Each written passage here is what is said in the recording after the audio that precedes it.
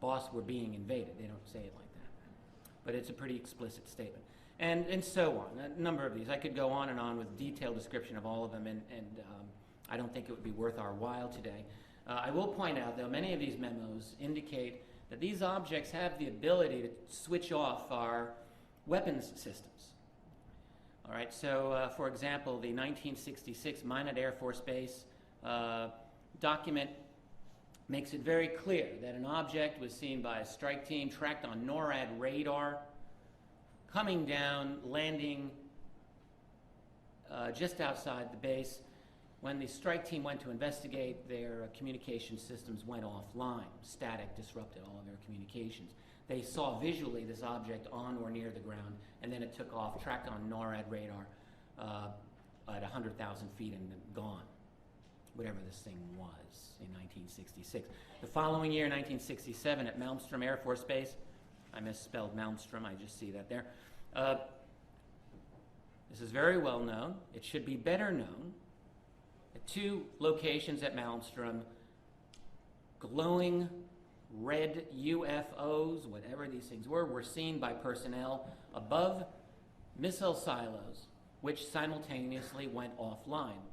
Possibly 20 missiles went offline that day in March of 1967. And we know this happened. It is not a matter of debate.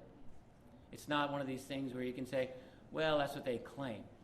We've got the documents by Boeing, which had to do a study of the missiles, which were mystified. There was no reason they could understand why these missiles should have gone offline. But what we know is that personnel above ground saw these objects. And on and on. In 1975, there were, again, an awesome series of airspace violations along the U.S. northern border and into Canada. These are unexplained to this day. The 1981 HALT memo describing the Rendlesham Forest case, certainly one of the top 5 UFO events, I would say, is another instance in which an object was seen with a beam of light penetrating a nuclear weapons facility that was not supposed to be there, by the way. It was secretly there. And according to the Deputy Base Commander, Charles Halt, a number of years later, he said that that object adversely affected the ordnance. Now, whatever he meant by that. So these objects have the ability, and then I should mention the 1976 Defense Intelligence Agency memo dealing with the Iranian jet fighter incident, again in which an unknown object, was able to disable 2 F-4 interceptors in succession. As they got to a range of 25 nautical miles, their key instrumentation went offline. In one case, right before the pilot was about to fire a missile at this thing. So whatever they are a national security concern, and they have the ability to disable our military equipment, high-tech, sophisticated equipment. Okay, those are some documents, and the story doesn't end in 1990 with those documents. The problem is simply that freedom of information has had its ups and downs.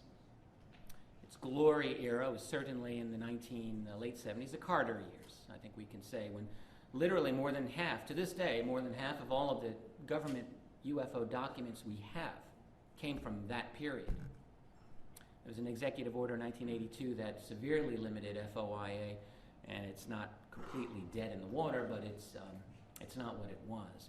Nevertheless, we know encounters have continued through the 90s and through our own century. This one, of course, is very well known. I wanted to describe it here because we're in Washington.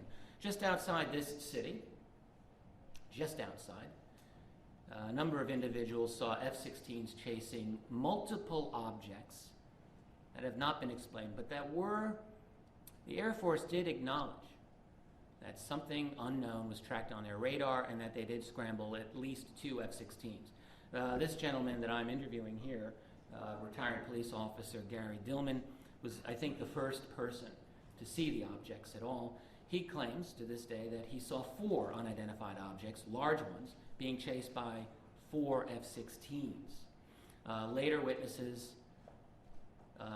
in the town of Waldorf, Maryland, saw 1 object being chased by 2 F-16s. all of the witnesses describe this object as absolutely outclassing the interceptors. And of course, this is the theme that we get over and over again. Whatever they are, we cannot compete with them militarily. Now, the Air Force spokesman, wouldn't you love to be the Air Force spokesman to describe this to the media? I wouldn't. So he says, well, you know, we did track something. Yeah, that's true. It could have been any number of things. I'd like to know what number of things it could have been. I'd like to know what it could be. What blue object is able to outperform, to come down at an 80-degree angle and then stop, according to the witnesses, wait for the F-16s to catch up, and then take off? Yeah, I'd like to know. Post 9/11 America, I think we'd all like to know, wouldn't we? The very well-known event, again, this is all relative, well-known to researchers, the UFO event at Stephenville, Texas, Central Texas. It's a fascinating case, and the image that you see there is not a photograph of this. It's an artist's reconstruction describing what the object may have looked like, comparison with the size of two F-16s there. So what people saw was this enormous, absolutely huge object zooming along at low altitude, stopping then over Stephenville. Well, what's up with Stephenville? Who cares about that place, right? Well, I don't know exactly. But what we do know is researchers, some dogged researchers, were able to obtain FAA transcripts of... Cheryl, you wanted to bring me something here. Thank you. A gift. Thank you. I have... Richard, you have extra time. Go to 12:15. Well, good. I'll use it. Okay. Thank you. What we know is that the FAA radar data that was obtained by some researchers indicated that this object, after it resumed its course, I'm not making this up, although it may sound like it, was last seen going exactly in the direction of the Crawford Ranch where President George W. Bush was staying at that time. This is true. Now, what we don't know is whether it landed or ended up there, because as the FAA said, well, we don't have that data.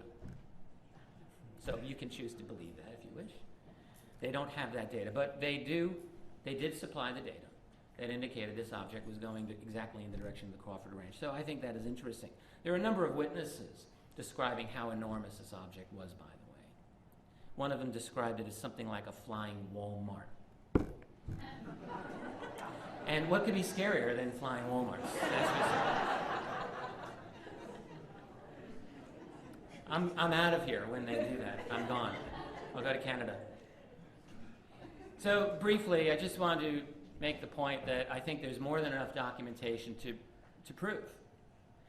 Again, not that UFOs are alien necessarily, but that our guys are chasing them. I would like to point out, it's not just America. I was earlier in my lecture thinking that I would want to include a reference to some of the Soviet counters that we know about.